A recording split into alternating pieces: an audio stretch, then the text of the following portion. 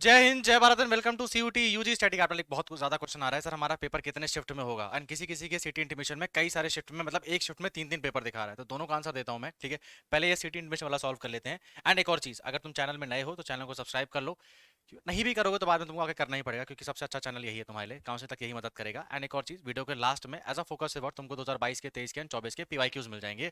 और हाँ, कोई कूपन कोड, क्रैश कोर्स या टेस्ट सीरीज नहीं प्रमोट कर रहे हैं, तो पीवाईक्यूज लेके जाना। और अगर तुम 2024 का पेपर बन रहा है, तुम्हारी तैयारी बहुत अच्छी चल रही है, नहीं बन रहा है तो थोड़ा दिक्कत है। ठीक है, क्योंकि वो सेम 2024 का पेपर लोगों ने क्लियर करके बीएचयू ड्यू में एडमिशन लिया है। तो तुमने कहीं से भी एडमिशन लिया है, कोई भी कोचिंग से पढ़ रहे हो, 2024 का पेपर तुमसे बनना चाहिए, तो उसको लगा लेना एक बार, है ना। एंड दो एक घंटे का प्रॉपर टाइमर लेके लगाना। ठीक है, टाइम एक घंटे के अंदर लगाना, ऐसा नहीं दिन भर बैठ के लगाए पड़े हो। अच्छा, पहले इसको सॉल्व कर देते हैं, फिर बाद में अलग दूसरा वो कवर करेंगे कि जो इतने शिफ्ट में पेपर हो से क्या प्रॉब्लम हो जाएंगे। तो देखो जरा, यहाँ पे एक मैंने सिटी इंटीमेशन खोल के रखा हुआ है। इनका पेपर 3 जून को है ना। एंड यहाँ पे इंग्लिश लैंग्वेज, इकोनॉमिक्स और जनरल एप्टीट्यूड टेस्ट का तीनों का पेपर यहाँ पे लिखा हुआ है कि 3 जून को होगा। और 3 से 6 बजे के बीच में होगा, पुणे महाराष्ट्र में। अब एडमिट कार्ड जब आएगा तो इनको ये पता लग जाएगा कि इनका पेपर अभी पता लग गया है पुणे में होगा। जब एडमिट कार्ड आएगा तब इनको एक और चीज पता लग जाएगी कि एक्चुअली में पुणे में इनका पेपर कौन सी जगह में होने वाला है। अपन मान लेते हैं कोई एबीसी नाम का स्कूल है जहां पे इनका पेपर होने वाला है। अब जरा समझो, ठीक है। अब जरा समझना, ये जो एबीसी स्कूल है, ठीक है, यहां पर ही इनके तीनों पेपर होंगे। पहले इनका किसका पेपर था? पहला इनका अकाउंट्स वाला पेपर था ना। नहीं, पहला इनका इंग्लिश वाला पेपर था। तो जो इनका 3 तारीख को, 3 जून को, ठीक है, पेपर का टाइमिंग क्या दिया था उसमें? 3 से 6 दिया था, है ना, 3 से 6 दिया था। तो समझना, इनका 3 तारीख को ही, 3 जून को ही एबीसी स्कूल में पहला इंग्लिश का पेपर होगा 3 से 4 बजे। ठीक है, फिर इनका इकोनॉमिक्स का पेपर होगा 4 से 5 बजे। फिर इनका जीएटी का पेपर होगा 5 से 6 बजे। ठीक है, तो देखो तीनों शिफ्ट का पेपर 3 से 6 बजे के बीच में, तीनों पेपर। और यहाँ पे उठने का मौका नहीं दिया जाएगा आपको। ठीक है, आप कंप्यूटर में बैठोगे, 1 घंटा खत्म होगा, अगला पेपर स्टार्ट होगा, 1 घंटा खत्म होगा, अगला पेपर स्टार्ट होगा, तीनों पेपर एक साथ देके आप लोग उठ के आओगे। ठीक है, इस तरह आपका पेपर होने वाला है। आप लोग सोचो सर, मेरा एक ही शिफ्ट में 3 पेपर कैसे हो जाएगा? हो सकता है यार, तुम्हारा पेपर 1 1 घंटे का है ना, 1 घंटे का है, 3 घंटे दिए हुए हैं, 3 घंटे में 3 पेपर तो हो ही जाएंगे। अपने डेस्क में ही बैठे रहना। पहले इंग्लिश का पेपर खत्म होगा, मे बी 5 मिनट का ब्रेक मिले, फिर अगला पेपर स्टार्ट हो जाएगा, फिर मे बी 5 मिनट का ब्रेक मिले, अगला पेपर स्टार्ट हो जाएगा। तीनों पेपर आपके स्टार्ट हो जाएंगे। एक और चीज ध्यान रखना, तुम्हारा सेंटर एक ही रहेगा। ठीक है, ऐसा नहीं कि तुमको और इंग्लिश का पेपर किसी और जगह पर है, फिर इकोनॉमिक्स का पेपर दौड़े दौड़े कहीं और जाओ, कहीं और पर होगा, फिर जीएटी का पेपर दौड़े दौड़े कहीं और जाओ, कहीं और पर होगा ना। ना, एक ही जगह पे तुम्हारे तीनों के तीनों पेपर होने वाले हैं। ठीक है, तो इससे कंफ्यूज मत होना, ऐसे ना ही टेंशन लेना। अब दूसरी बात सर, कितने शिफ्ट में पेपर कितनी बार हो रहा है, इसका आंसर दे पाना तो बहुत ही मुश्किल, क्योंकि डेट शीट तो आई नहीं, एनटीए काम चोर है। बट तुमको एक चीज मैं समझाता हूँ, जरा ये मेरे साथ आर्टिकल पढ़ना तुम लोग। ठीक है, आर्टिकल पढ़ना। एंड इस आर्टिकल में साफ साफ यहाँ पे लिखा हुआ है, ये टाइम्स ऑफ इंडिया का ही आर्टिकल है। ठीक है, अब यहाँ पे ऑपरेशन सिंदूर भी आ रहा है, अच्छा मारा। ठीक है, आ जाओ यहाँ पे। पहले यहाँ पे कहाँ पे लिखा था, 60 मिनट्स का पेपर है, 37 सब्जेक्ट का पेपर होने वाला है। और यहाँ पे आपके लिए ऑलमोस्ट दिया हुआ था कि आपका जो पेपर है 13 मई से स्टार्ट होने वाला है। एंड यहाँ पे आपको दिया हुआ था कि आपका जो जनरल टेस्ट का पेपर है, ये रहा बहुत इंपॉर्टेंट है ये लाइन जरा पढ़ना। ठीक है, ऑलमोस्ट 13 लाख बच्चों ने एग्जाम भरने के लिए अप्लाई किया है, जो कि बहुत ही बड़ा एग्जाम हो चुका है।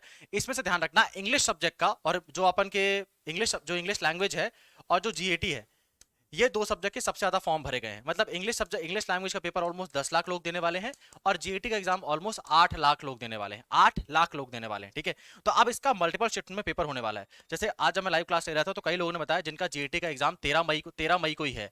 एंड कई लोगों का जीएटी का एग्जाम, जैसे आप इनका देख सकते हो, इनका जीएटी का एग्जाम ऑलमोस्ट 3 जून को है। सोच रहे हो, 3 जून का एग्जाम है। ठीक है, लास्ट में एकदम।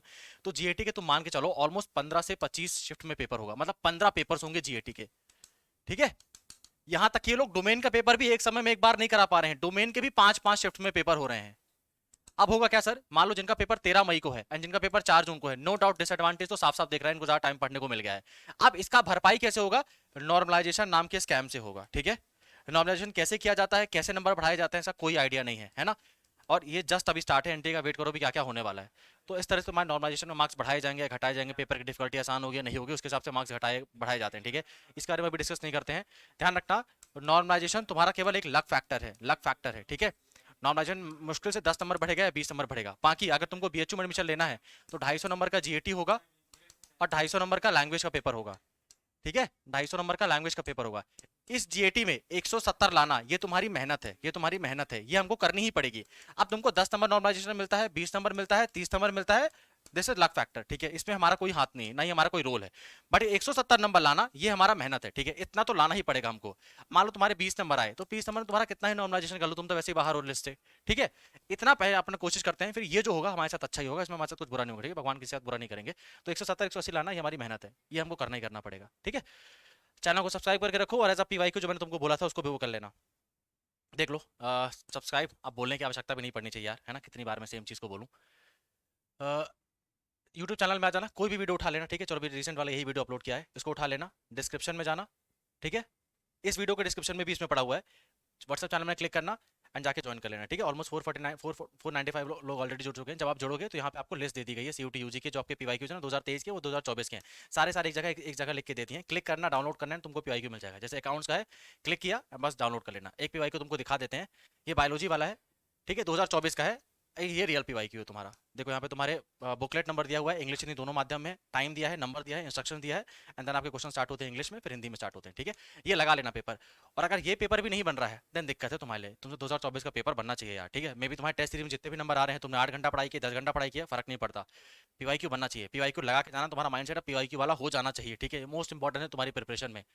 चलो इस वीडियो को एंड करते हैं, चैनल को सब्सक्राइब कर लेना, आपको नेक्स्ट वीडियो में मिलते हैं। एंड एक और चीज़, जीएटी की लाइव क्लासेस हमारे यूट्यूब चैनल में चल रही है, लाइव सेक्शन में, तो अगर आपको ज्वाइन करना है तो आप ज्वाइन कर सकते हो। हालांकि ऑलरेडी अच्छी खासी ऑडियंस ज्वाइन कर रही है, पढ़ाने मजा आ रहा है, बट तुम्हारा नुकसान ना हो इसलिए तुमको बता रहा हूँ, तो जाके ज्वाइन कर लेना।